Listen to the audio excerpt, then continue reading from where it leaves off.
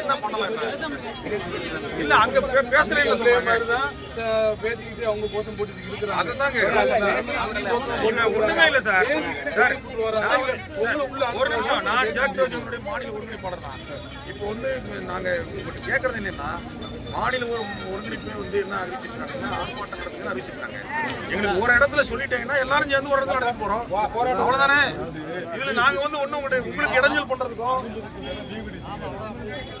சொல்லிடுறேன். அதை வச்சு இந்த காரணம் அனுமதி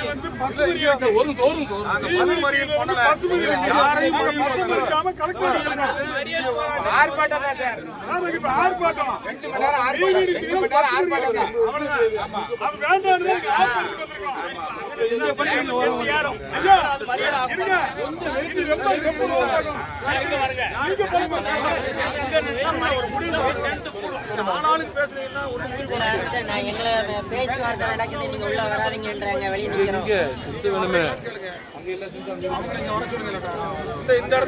சார் உள்ள ஆர்ப்பாட்டம் நடக்குது சார், நாங்க உள்ள கிளம்புறோம் சார்.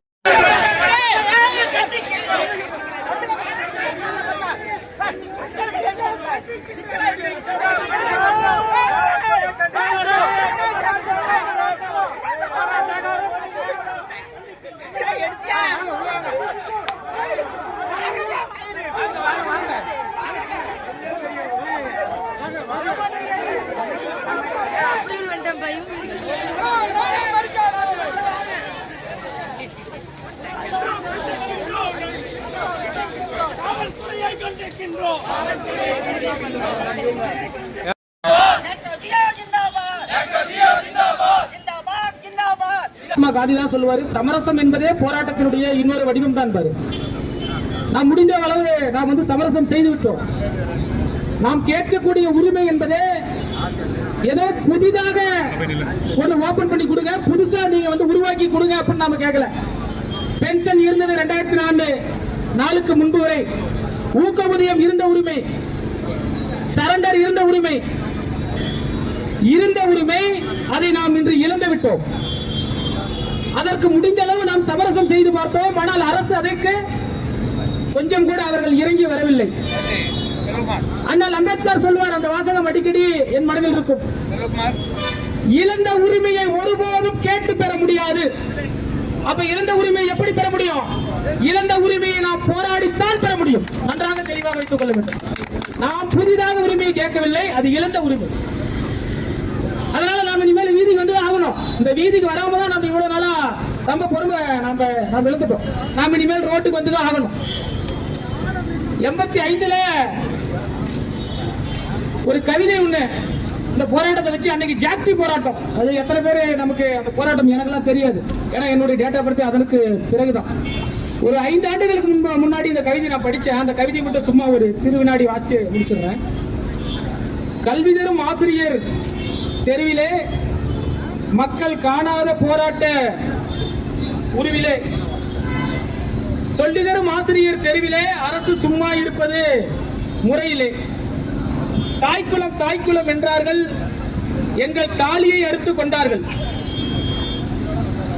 ஏய்ப்பது எத்தனை நாள் வரையிலே, அவர்கள் இறங்கத்தான் போகின்றார்கள் தரையிலே, சம்பள உயர்வு கேட்கவில்லை, பிறர்க்கு சரியான உயர்வே கேட்பதெல்லாம், பம்பு வளர்க்கிறது அரசாங்கம், எங்கள் வர்க்கத்தின் பக்கம் தப்பு இல்லை, வேலை நிறுத்த போராட்டம், இது வெள்ளம் வெள்ளம் பெருவெள்ளம், நாளையும் தொடரும் போராட்டம், இதில் நாற்காலிகள் போய்விடும் அடிமட்டம், கல்யாண சுந்தரம் கருப்பண்ணன் என்று கண்மணிகள் 22 பேர், எல்லாரும் செத்தால் தான் தீருமா, எங்கள் இதயத்தில் புண்கள் ஆறுமா, அற்பமாய் அணுவாய் நினைக்கிறார், எங்கள் அமைப்பை பிளக்க நினைக்கிறார், அணுவை பிளந்தால் வெடியாகும், அவர்கள் அதிகாரம் இதுதான் கொடியாகும் என்று 1985ஆம் ஆண்டு ஜாக்டி போராட்டத்தில் பழமலை என்கிற ஒரு கவிஞர் எழுதுனது. அவர் தருமபுரி அரசு கலைக்கல்லூரில பேராசிரியர் இருந்தார். அவரும் கம்யூனிஸ்ட் அமைப்புல இருந்தவர் தான். இது 5 ஆண்டுகளுக்கு முன்பு நான் படிச்சேன்.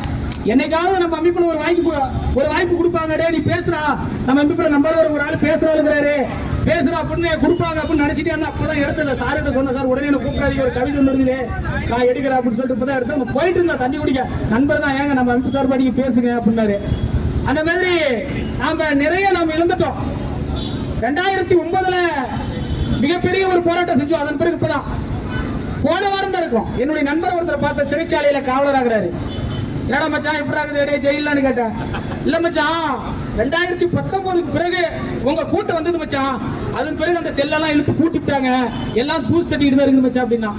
நான் பார்த்தேன் போராட்டத்தை, ஜாக்டோஜியோ போராட்டத்தை. நம்ம ஆளுங்க வேலை கொடுக்காம விட மாட்டாங்க கண்டிப்பா. அதனால ஜாக்டோஜியோ அடுத்தடுத்து நம்மளுடைய போராட்டத்தை இன்னும் நாம வீரியப்படுத்தலாம். சிறைகள்லாம் அங்க காத்து வாங்குறது வேற சொல்றாங்க. அதனால சிறை நிரப்பக்கூடிய ஒரே அதிகாரம் ஜாக்டோஜியோவுக்கு மட்டும்தான் இருக்குது, வேற யாருக்குமே கிடையாது. அந்த அளவுக்கு ஒரு வலுவான ஒரு அமைப்பு, எத்தனையோ போராட்டத்தை, எத்தனையோ உரிமைகளை பெற்றுக் கொடுத்த அமைப்பு. இதெல்லாம் சும்மா கண்டிப்பா அரசாங்கம் இறங்கித்தான் வரப்போகிறது. வாய்ப்புக்கு நன்றி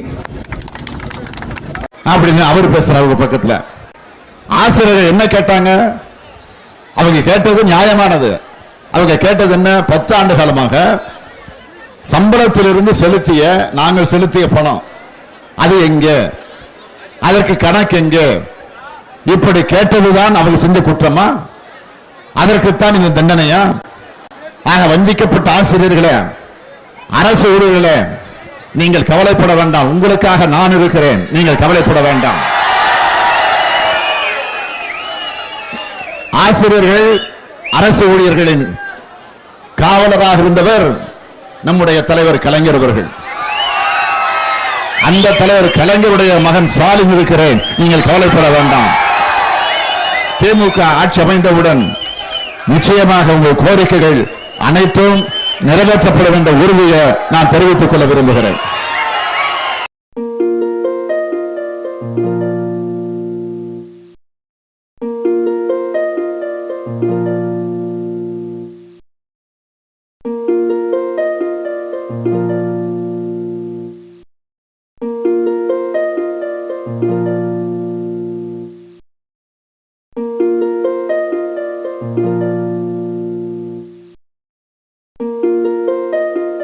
Thank you.